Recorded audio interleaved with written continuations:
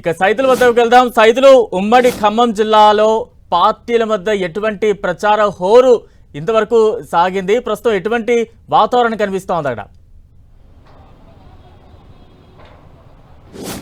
Yes Balaram, ఇప్పటి వరకు అయితే చూసుకున్నట్లయితే ఉమ్మడి జిల్లా వ్యాప్తంగా కూడా ప్రచార పర్వానికి తెరపడింది. మరి కొద్దిసేపటి క్రితమే మొత్తంగా ఇక నుంచి మొత్తం కూడా ప్రలోభాల పర్వానికి శ్రీకారం చుట్టబోతున్నట్లు కూడా మనకు అందుతున్న సమాచారం అయితే కనిపిస్తుంది. మొత్తంగా నువ్వా నేనా అన్నట్లుగా ఉమ్మడి ఖమ్మం జిల్లాకు సంబంధించి కూడా అధికార పార్టీ వర్సెస్ బీఆర్ఎస్ పార్టీ, అదేవిధంగా కమ్యూనిస్ట్ పార్టీలతో సహకారంతో కూడా ప్రచారాన్ని హోరెత్తించాయి.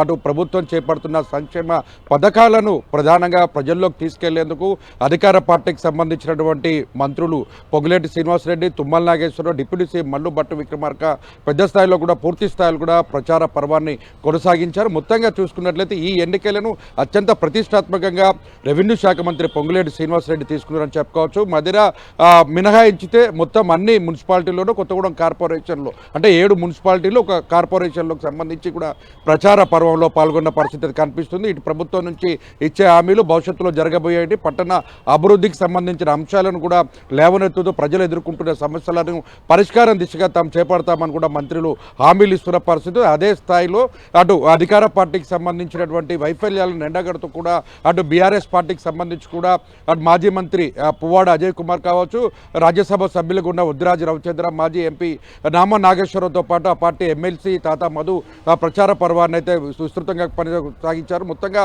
ఈ విస్తృత పర్యటనలో భాగంగా అటు ప్రభుత్వం చేపట్టిన సంక్షేమ పథకాల వైఫల్యాన్ని ఎండగడుతూ 10 ఏళ్ల బీఆర్ఎస్ ప్రభుత్వం చేపట్టిన సంక్షేమ పథకాలను ప్రజల్లోకి చెప్తూ ప్రచార పర్వాన్ని కొనసాగించారు. అయితే మొత్తంగా చూసుకున్నట్లయితే ఎక్కడ కూడా అధికార పార్టీకి సంబంధించి వన్ సైడ్గా ఓటర్లు తమ తీర్పు ఇచ్చే అవకాశాలు కూడా లేకుండా పోయిన పరిస్థితి. 4 3 స్థానాలకు సంబంధించినటువంటి ప్రాంతాల్లోనే వన్ సైడ్గా ఫలితాలు ప్రజలు ఇచ్చే అవకాశాలు కనిపిస్తున్నాయి. మిగతా 4 చోట్లకు సంబంధించిన దాంట్లో కూడా కొంత మిశ్రమైన ఫలితాలు కనిపిస్తున్నాయి. విచిత్రమైన పొత్తులు కూడా కనిపిస్తున్నాయి. ఎందుకంటే మనం చూసాం సాధారణ ఎన్నికలకు సంబంధించి అటు సిపిఐ కాంగ్రెస్ కలిసి పనిచేస్తాయి, ఇక్కడ మాత్రం సిపిఐ కాంగ్రెస్ విడివిడిగా పోటీ చేస్తున్న పరిస్థితి కనిపిస్తుంది. ఇంత ఒక వార్డుల్లో ఒక రకమైన పొత్తులు ఉన్న నేపథ్యంలో 11వ తారీఖు అభ్యర్థులు తమ ఓటును అంటే గెలుపుకు సంబంధించినటువంటి ఓటింగ్ శాతాన్ని పెంచుకునేందుకు ప్రయత్నాలు చేస్తున్నారు. 13న వాళ్ళ ఫలితాలు భవితవ్యం తెలియనున్న పరిస్థితి కనిపిస్తుంది.